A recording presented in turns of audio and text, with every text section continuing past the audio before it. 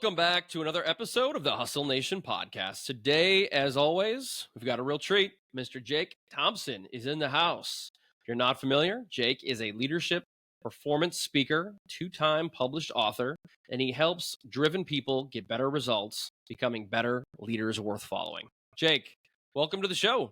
Chris, Dustin, good to see you guys. Glad to be here. Great to have you. Good to have you. Yeah. I cracked your book just recently, one of the two at least, and I am super engaged. Can't wait to get that thing back open. You've got a pretty amazing background in sports, in coaching, and that's a big part of what we're about, especially at least Dustin and I coaching youth sports, and really excited to start the conversation. But your background, tell us about what you do and what's going on in your world. Yeah, so it's always funny when I get asked that. I say loaded question, right? Brief side, I'm a leadership performance coach. I take on the phrase of chief encouragement officer that I've had since day one, but really work with a lot of leaders at the top of organizations, and then more specifically, their managers and leaders on we say get better results, but more than anything, learning to go against their default. Because we see time and time again what our default reaction is, what our default is never our desired. Like it's never the gut reaction. I'm going to yell at you. We talk about youth sports, right? The parent that screams, "Oh my God, what are you doing?" Like if they had to sit and chew on that for 5 minutes before yelling it, they're like, "I probably shouldn't have said that." So we really try to help people take that default, turn it into their desired, because that from a leadership standpoint allows them to get better results for themselves and their team and really develop people. And so most of my work today is as a keynote speaker. We do coaching and consulting for organizations. And then as we were chatting offline, a lot of writing, working on book 3 now, super excited about the journey. The first 2 have taken me on and are still taking me on. And I would say that's really life. How do I just help people show up a little more courageously to do a little bit better to battle their default? So for someone to write a book, they usually have to have an incredible journey or be incredibly good at something. So I want to know more about the journey to where you are now, because it's a pretty interesting story from the dots that I've been able to put together. So it's a really interesting thing you said that, right? And here's why, before I get into that journey. A lot of my work, keynote speaking, I get the typical, "Hey, you're the motivational speaker." And as you know, like looking at myself, sure you love that. I love the idea that I'm like not the motivational speaker you're used to, because all of us conjure up the idea of Chris Farley, Matt Foley, Van Down by the River guy in SNL. Like that is, and Farley's like, I loved Chris Farley, but like that's what we always imagine. We imagine the guy living in a van down by the river telling you how to chase your dreams and live your life. And so I've always kind of cringed at that. But it's the easiest way to get people to understand, okay, this is a little bit of what he does. He just does it differently. And when I was starting that journey in 2017, 18, I got really stuck on the idea of like, I don't have that wild of a story. Like my story's normal. And everybody says that, like, because you're used to your journey, what you've done, what you've experienced. Well, I haven't gone through that. Yeah, but you've overcome the hardest day you've ever faced. Like there's things to give yourself credit for. And so I always said that. And I said that to the guy I was working with who was training me on speaking. I said, I don't have this crazy story. Like I wasn't homeless. I didn't overcome drug addictions. Like not a billionaire. Like nobody's going to be this crazy inspired. And he looks at me and he smiles and he goes, "How many people in your audience do you think were homeless, dealing with drug addictions, had all these other issues?" And I was like, "Probably a pretty small amount." And he's like, "Oh yeah, tiny, if there's even anybody in the audience that can." He said, "But what does everybody in that audience relate to? Struggling in a job. They don't know what they're doing. Trying to raise kids to be better than they were and struggling in today's culture, dealing with a divorce, dealing with a coworker that's like things that you talk about, they can connect with. So you don't have to have this incredible story to be able to be effective and really good at what you do." And I really stuck with that because I think a lot of times we get caught up in the idea that I have to be so far out there to help somebody. I've got to have this crazy story to be able to make an impact. And really it's like, how consistently and effectively do you just show up in the small things? And so my journey, goes back. I thought I was going to be Jerry Maguire. I grew up thinking I was going to be a sports agent, got into that industry for a couple of years and found I was just not loving it. The guy I worked for at the time, I wouldn't say was the most ethical. sports agent in the industry, and created all sorts of conflict. And so I got out of the industry in 2008, toward the end of 2008, which from a timing standpoint was kind of cool because I was about to graduate with my MBA. From a downside standpoint, we were in the recession. And so I can't get a job at all. I laughed that Best Buy wouldn't hire me for holiday hours because I have non-traditional work experience at the agency, doing promotions for the Dallas Cowboys. I substitute taught for a little while in DFW because I thought I might get into coaching football, which was kind of the love if I didn't want to do an agent. And eventually I just started doing marketing consulting because I had an MBA in sports business, and people were like, hey, you're pretty good at that. Can you help my team? And so I would just reach out to companies, say, here's what I'm doing. How can I help you? Built a good consulting practice. I was making, 6 figures, living in Dallas, single, splitting an apartment with my best friend. I think we were paying $400 a month each. Like we were living the life we thought, right? But I was incredibly unfulfilled. I was probably 50 pounds overweight to what I am now. I had a lot of superficial, shallow relationships. I'd gone through a bad breakup in college and just kind of didn't care at that point. I was just like, I'm chasing career, money, like this is what I want. And when I started getting it, I was like, there's got to be more than this. And I read a book by a guy named Donald Miller called 1,000,000 Miles in 1,000 Years. And it's all about the power of story, but specifically is what life you live tells other people what's important and tells a story. And what do we think about great stories? We think movies, books, they have conflict. They have a character who's willing to step into conflict and engage for something bigger than themselves. And they invite others alongside them. When I read that book, it was like straight evaluating me that I was living a crappy story and I'd built an incredible sandcastle that when I died would be gone and there would be no impact having been here. Like nothing to say, oh, yeah, Jake was here, Jake made a mark, Jake helped me. And so I started exploring this idea of what if I stopped living the way I was and started being intentional with how I showed up to improve. And for me as a former athlete, it started in the gym. I'd go into the gym and just every day, can I do a little more weight? Can I do another rep? Can I play better? I'd pick up basketball. Can I be a better teammate today? Can I do screens? Like everything was like, where am I getting better? And I started applying it to my work of, can I deliver a better project for a client, even though they paid me the same as last time? Where do I start to improve? And day after day after day, eventually, physically, I started to change, but more than anything, mentally, my confidence changed. How I started showing up in situations changed. And as people would ask me about it, I just kept going back to this. I'm competing with myself. Like it's just me trying to get better. And eventually kind of winding that road, the more I talked about it, the more it was like, hey, I'm just competing every day. And it started to resonate. And I threw it out an idea to friends and they were like, that message is you. Like, I don't know what you're going to do with it, but that's you. And eventually, after trying a lot of things that didn't work, I started selling t-shirts out of the trunk of my car behind a CrossFit gym in Dallas because I thought, why not? And so I threw compete every day on shirts and I was like, this is going to be a fun side hustle and I'm still going to do my marketing consulting. And then the shirt started to take off and grew. And I had the chance to travel all over the country selling shirts that encouraged people, that motivated people, that kind of challenged you on those days you didn't want to show up and get up and go to the gym. You wanted to hit the snooze button. You didn't want to be present or have to go above and beyond for this. Like you did it. And so we really focused on that. And little by little along the way, I just had opportunities to share that. And having been a just complete learning junkie since I was a kid, and I say that because my mom was a teacher, grandmother, like you can see behind me right here, all the books, you can see a little bit on the shelves, but like I just devour knowledge. And what can I learn? And then what can I learn and what can I share? And so I've always been leadership development, professional development, personal development, got into sports psychology a lot and studying that and just said, how do I help other people do these things that I wish I'd known at that age?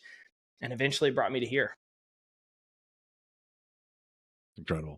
You know, one of the important things I think that you said early was how people undervalue their own experience. You know, to your point, if it's not this wild story or wild background, I went through a similar process as well. I'd say like when I was finally leading McClone Insurance, the organization I lead today, there was literally a point in my career where one of our other leaders repeated something that I said, some phrase or whatever, and it messed with my head because I was like, wait a second, someone's listening.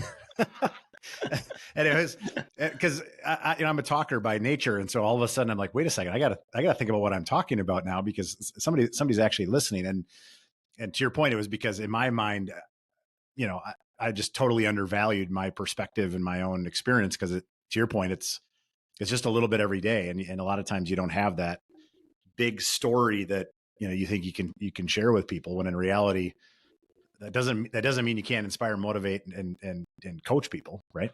Yeah. It's funny you say that for two reasons, right? Anybody that's a parent listening understands that, goes through that exact same thing. When your child picks up a 4-letter word, you're not ready for them to learn from you. Like my best friend's kid learned one from me, and he's like, I get to explain that to my wife now. Thank you. So everybody goes through this idea of people are watching you. The fact though is, like, we talk about this a lot when it comes to confidence and dealing with imposter syndrome, is what's in your carry-on. And I use the idea of a mental carry-on. There's folks that use lockers and file cabinets, but I love the idea of a carry-on as a guy that travels, because your carry-on bag is like, what's my go-to, quick access on a plane, easy to travel with. And for us, the way we pack a mental carry-on is, what are things you've done successfully in the past that you can pull out in moments of need? Like if we talk about a workout, we were training some people that were doing a high rocks race. We said, in the middle of the race, when you have the doubts that I can finish and this is getting really hard, it's helpful to be able to say, in my mental carry-on, you know what? I did a really tough thing at work once. I put in for a promotion I wasn't ready for and found a way to overcome the challenges to do well. I had a really tough conversation with my spouse that I was scared to death to have, but I still sacked up and did it. I played sports. I was an undersized kid. I fought my way on the depth chart. When you can look at those things, regardless of how, quote, normal they feel to you, and just say, I did that hard thing. I can do this. I can walk into a room full of strangers at a networking event and say hi, because somehow I walked across the bar one night and said hi to my now wife that I didn't know. Like, having moments you can reference back to are so helpful in how we show up now, because it's evidence you've done the thing in a different arena. And often we don't do it because we discredit ourselves without realizing what I was saying at the beginning. The worst day you've ever had, you overcame. The hardest situation you've ever faced did not kill you because you were still here. And so knowing that, regardless of how it compares to someone else, should allow you to have a little bit of confidence in how you show up in today's moment. The thought of the carry-on really resonates with me, because if you're traveling specifically, the things that are in your carry-on are typically pretty important. They're essential. And you carry that with you. You've always got that at your side. I just love that so much. It's easy. So the easiest way to pack it is literally just write down. I tell people, put it on your phone and notes, but just list things in your career and your relationships, your life, that were hard or difficult that you did and you're proud. Or even if, hey, like, I don't think it's a big deal, but I'm going to write it down. Like, doing that gives you something to reference back to, because actual confidence is built through doing the thing, right? You got to have courage to do the thing. And when we forget it, and when we try something new, we get outside of our comfort zone. If we don't have easy access, right, of those most important memories, those wins, we start to struggle. We're still going to struggle because doing new things requires a little bit of sloppiness and struggle. But when you can reference back of, I did that before, I think I can do it now, you show up differently, because suddenly you go from, I don't know if I can do this, to, I've done it over there. Maybe I can. Let's see what happens. Just entirely impacts how you show up as a leader, the work you do, and honestly in your everyday life. Yeah, I love that. When I was reading your book, Compete Every Day, one of the things that stood out to me as a former athlete, well, maybe I'm still an athlete, I don't know, that's debatable, was that you have to get out of the mentality of competing against everybody else, and rather you're competing against yourself. And one thing that I've been kind of noodling with recently is that it's just really about getting 1% better. It's about competing against yourself per se, but how do we compete to be 1% better every day? And what is the compounding interest of that after a month, after a quarter, after a year? And when we put together a planner, and this is why this resonates with me so much, is that I always said, like, having this daily planner helps you stack daily victories to get 1% better. And if you win the week, you win the week, right? You win the month, you then win the year. That's what we're after. And all it takes is competing against yourself, getting 1% better. When did that all come about for you? When did you discover that?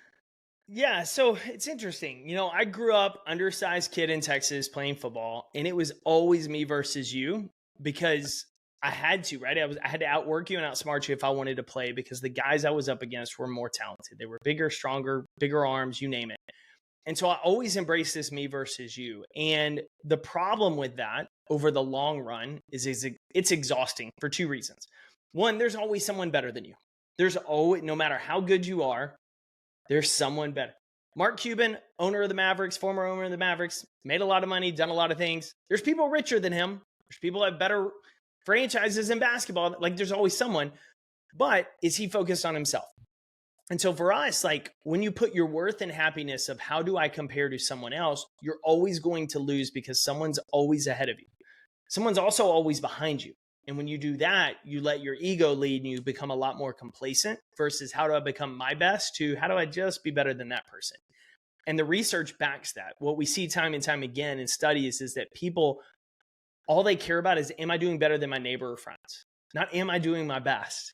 Do I have a nicer car than the people I hang out with? Do I have a little bit nicer house than the other people in my neighborhood? Versus what am I doing to maximize how I'm showing up? And so for me growing up, that my mentality is me versus you. And I went through a really difficult period in college where I didn't have that direct competition.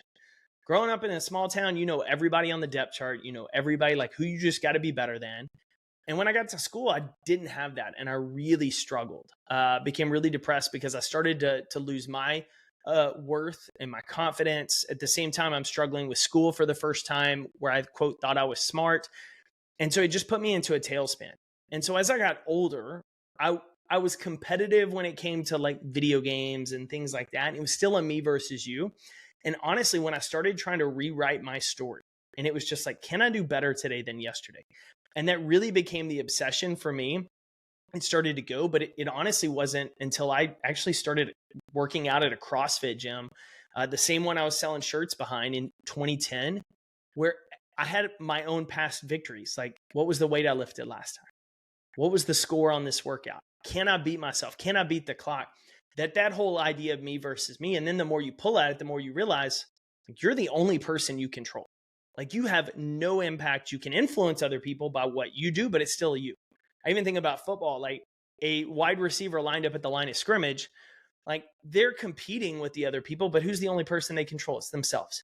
How well do I run the route? How quickly do I get off the break? What's my focus in this moment? How do I respond to things outside of my control? And so there's a huge, huge piece of really embracing this idea that it's me versus me, and my happiness lies in how I show up in the process, not necessarily the outcome, because we don't control outcomes at all.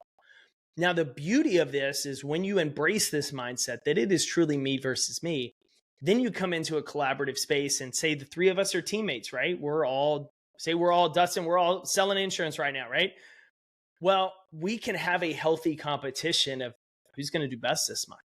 Because what that does is that pushes us to a new level that we do far more together than we do alone. It's like you working out in your garage, you're going to have a good workout. You go to a class with some other people, you're probably going to push yourself to a different level than you would by yourself. And so healthy competition with others is that way, but it has to be secondary to understanding my worth, my happiness, my success is me versus me. Because then I go into those spaces. And now, Dustin, you kicked both of our butts this month. That was just it. You crushed us. I can celebrate that. Way to set a high bar. What did you do differently this month? I want to learn from you. I'm not like, man, screw Dustin.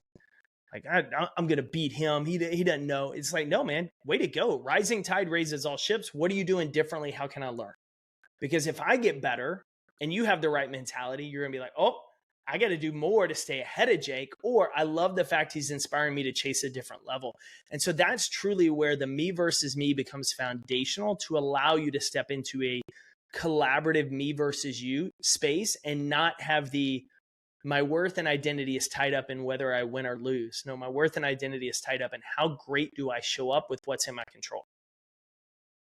Jake, I love this so much. And it's simple. It's easy. I feel like it's things that most of us listeners can take away. My question, though, is as someone who coaches third grade girls basketball, how do you take this approach? How do you use this for youth sports? Because that's hard. It's a lot harder for kids when I say you could only control you, they'd look at me like I'm speaking a foreign language. 100%. 100% they do, right? Because they have all sorts of distractions, because they've grown up with this little device here, because they constantly are comparing themselves to everyone else. And so there's a couple of things that we talk about in regards to this. And so much research backs this, right? I'm sure you've talked about on the show before. Fixed mindset, growth mindset, Carol Dweck, famous studies, right? Fixed mindset, I'm born, is how I'll always be. I can't change, develop. Feedback is bad. Challenges are bad. Growth mindset is just the belief system that I can grow and get better. I can develop. Feedback helps me improve.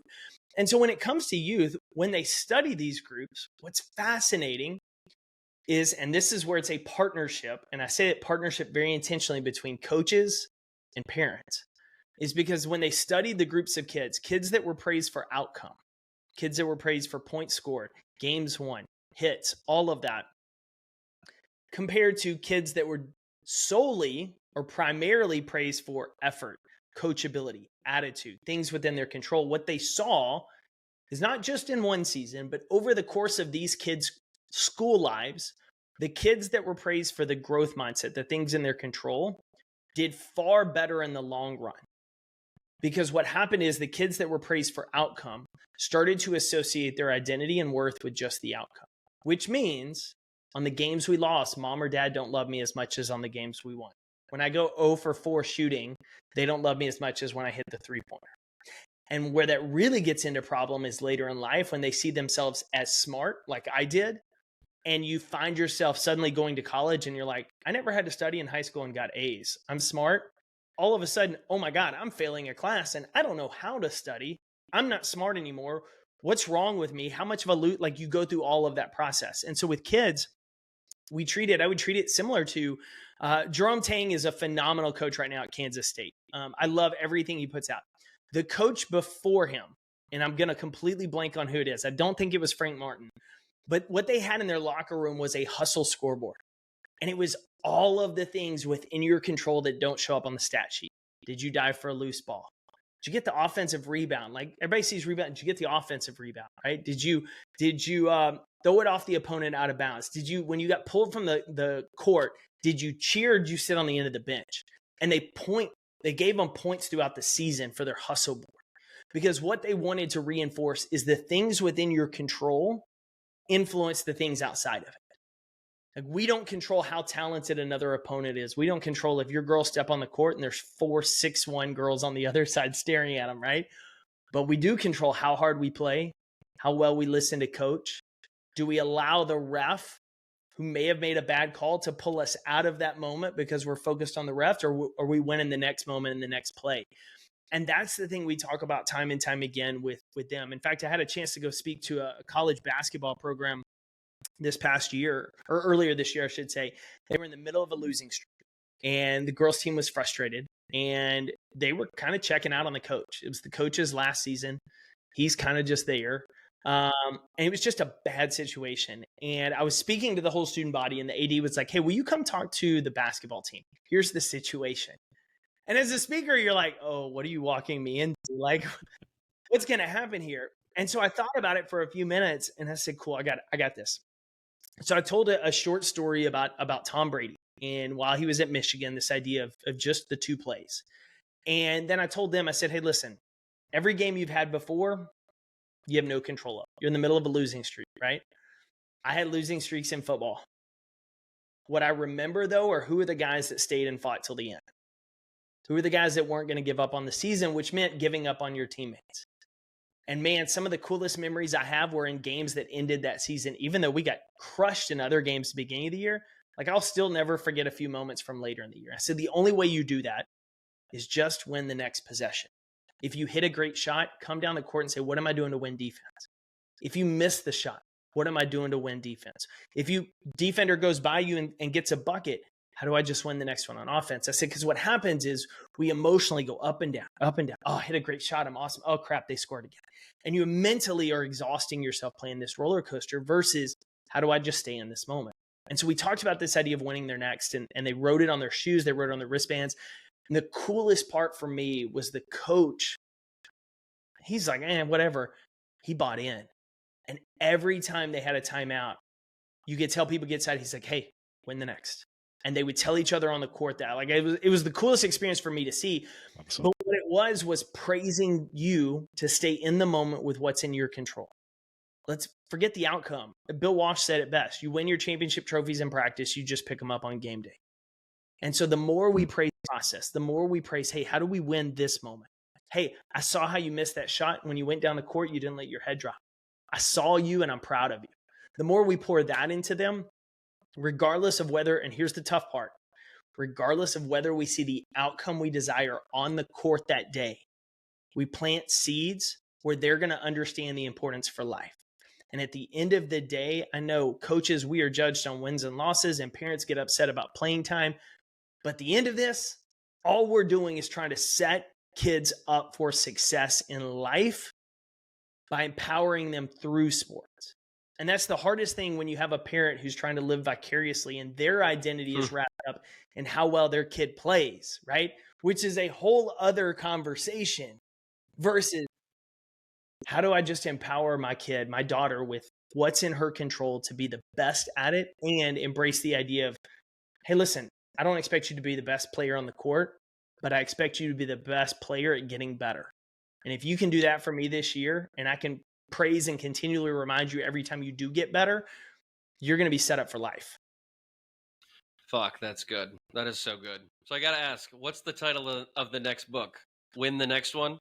No, it's not. So I started outlining that book of it, like playing in the moment, and I'll probably come back to it. This new one's called Touch the Line because it's basketball, suicides. There's a tiny gap between touching the line and not. And most people overlook it. It's just an inch. However, just like the first book, it's the small, simple choices done consistently that create impactful. And so I wanted it to be touch the line because every athlete has done those drills and every athlete knows what it's like of you're touching the line or you're not touching the line and how most people dismiss it. Okay, so let's talk about that. My wife is a youth sports coach, and literally when her girls graduated after 8th grade, because they had this chant, and she said, all right, remember, touch the line, and they would chant back every time. And so literally that was their chant back to her when it was all done. Because you're exactly right. Like that's the most basic behavior of are you cutting corners or are you going all in? That's it. And it's funny. There's a really cool story JJ Redick told on his podcast. He was interviewing Chris Paul a few years ago, and Chris Paul, they're just talking about stuff. And Chris Paul actually tells a story about JJ, and he says, the one thing I'll never forget about you is when we were all with the Clippers, Doc, we'd had a long week. We're doing practice. And Doc was like, okay, if everybody finishes this sprint in under whatever time, you don't have to do the last 3. Like you get to end practice early. And of course that fires guys up. And so they do it. Everybody makes it. And JJ goes, F this. We're doing all 3 remaining because if we want to win, no cutting corners essentially. And so Chris was like, man, when I saw that, like, I was in with you. And so this is that mentality, right? Where are we cutting corners? Because in our society today, you do what's common, you do what's your default. Oh, it's easy. I'm tired. I've been over. You missed the line. Go back and touch it.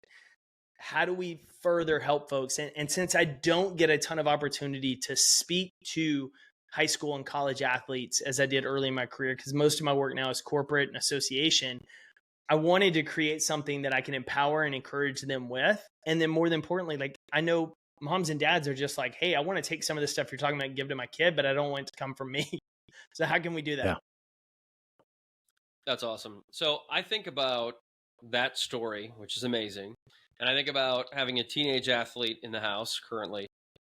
Used to be a basketball player and being around a lot of good AAU athletes who very much will be starting high school basketball players and will be playing college basketball at some level.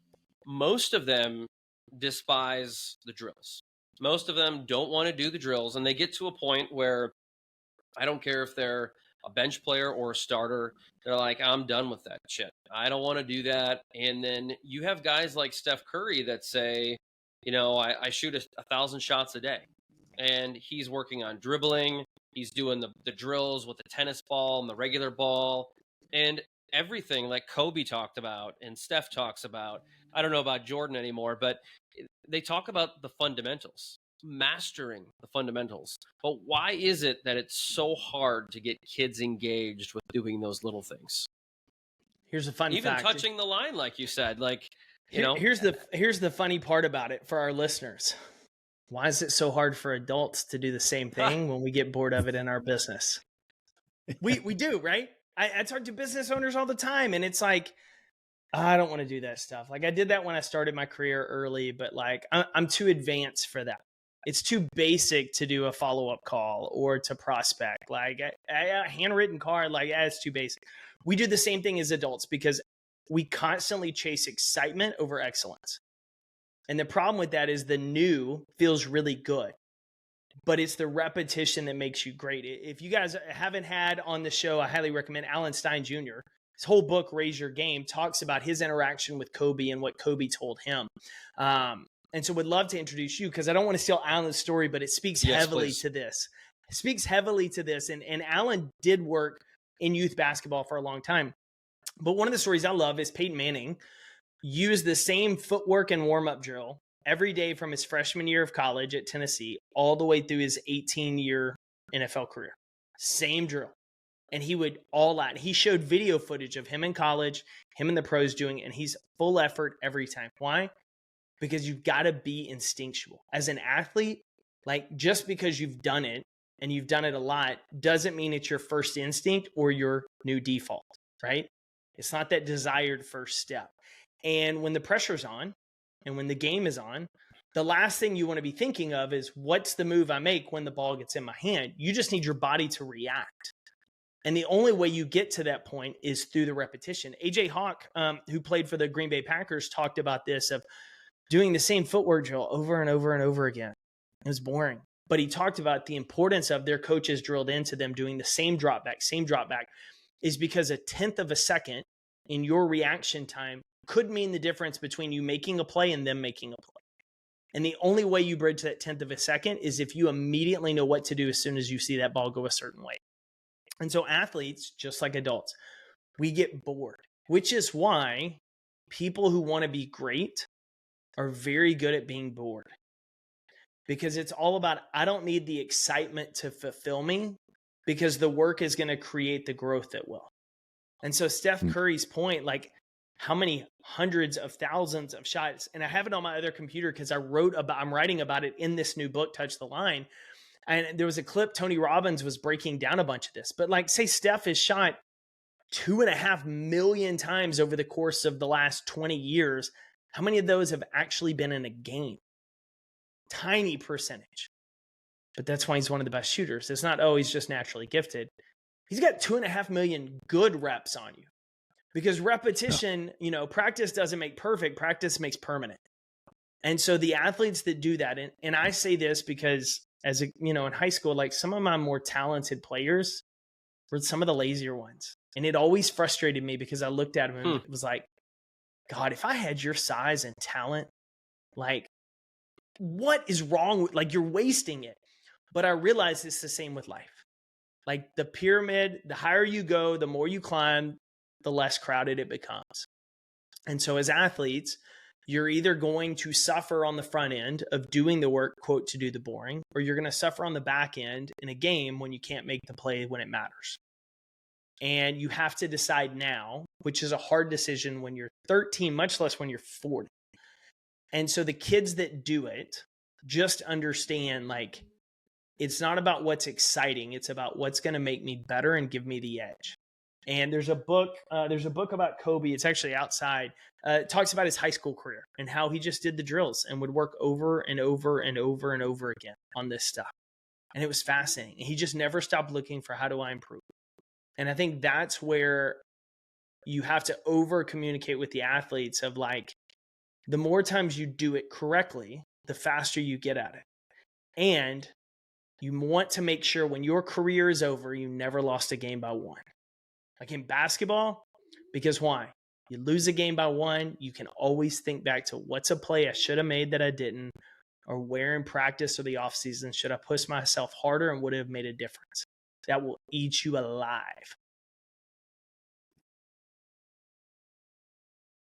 Fantastic. So one of the things is you've talked about the me versus me.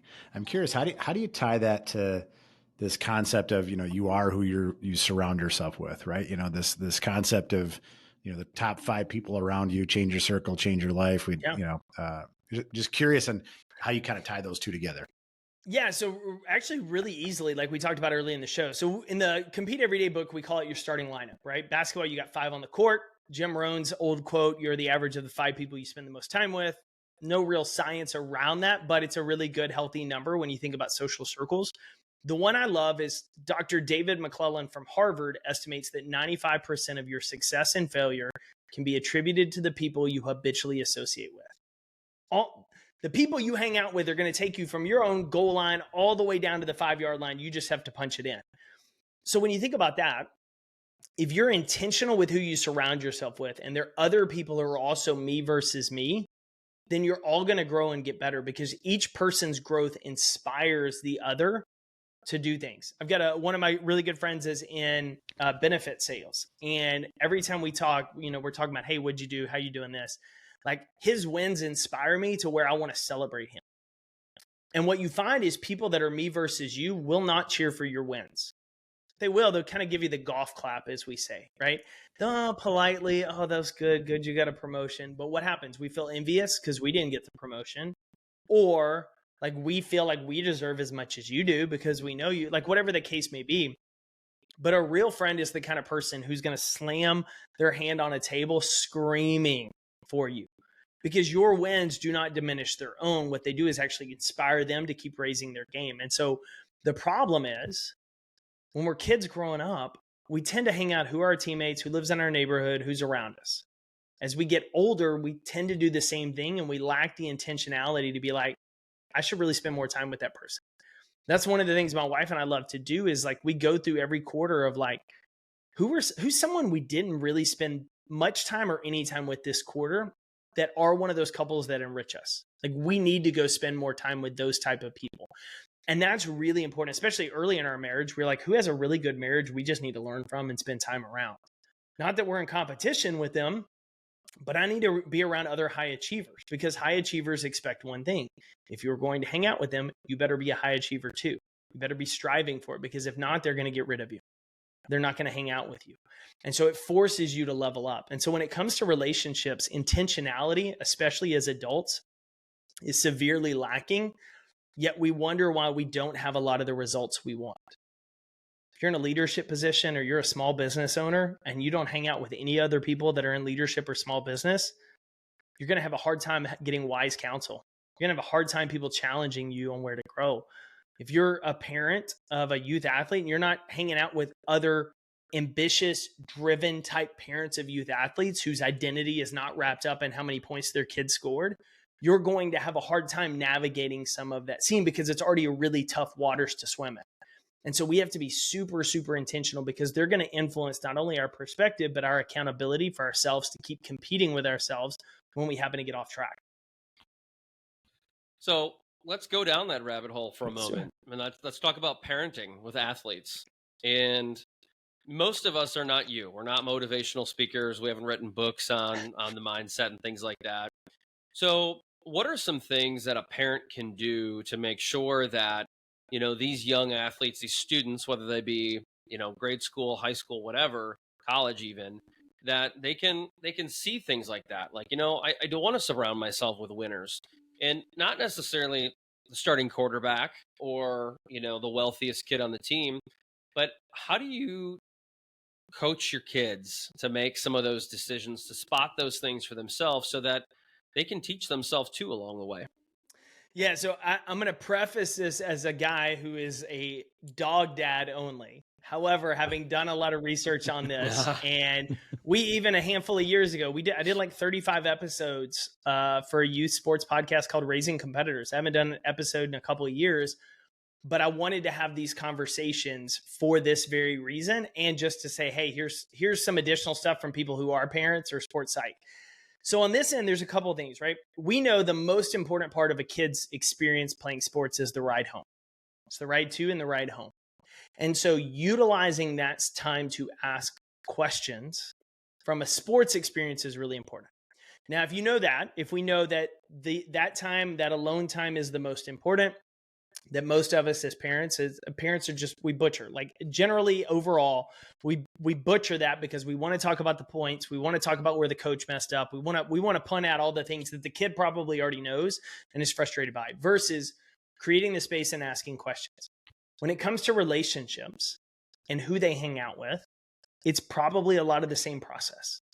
It's just planting seeds by asking questions. Because if I remember being a kid, when my parents were like, you don't need to hang out with them, you don't know them, we don't like what they're doing, that makes me kind of want to rebel a little bit more.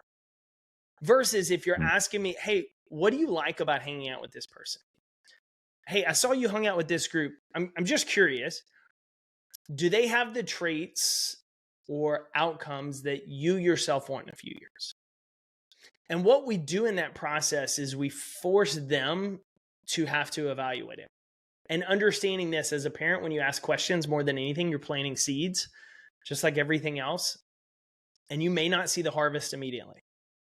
Because I see this all the time in the work I do in an adult setting, as well as when I have conversations with parents. I'll say something on podcast, I'll post something on social, and somebody will shoot me a DM and like, I showed my kid this. They loved it. He said, the funny part is I've been telling them this for 2 years. And I'm like, yeah, because your mom, like they're used to hearing you. And when someone that's not you, that has somewhat of a little bit of authority or influence on the outside says the same thing, they see it in a different light. Why? Because it's no different than why we discredit our own story. We're used to it. It's normal. It's just mom. It's just dad. I'm used to hearing it. Somebody else says it's the same thing. And so the more we can ask questions, the more we can plant seeds for them to chew on.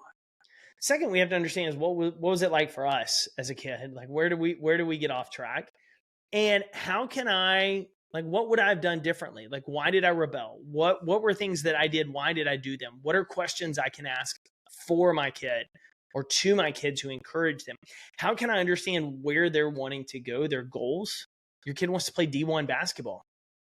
Awesome. What are we doing this offseason to get better? We naturally are going to grow and improve. We're not naturally going to get really good as a basketball player. You may grow physically, but we got to train. So what are we doing? And here's a question. Are the people you're hanging out with helping support you get to this goal or not? And one of the best ones I'll ask is the one we just got to.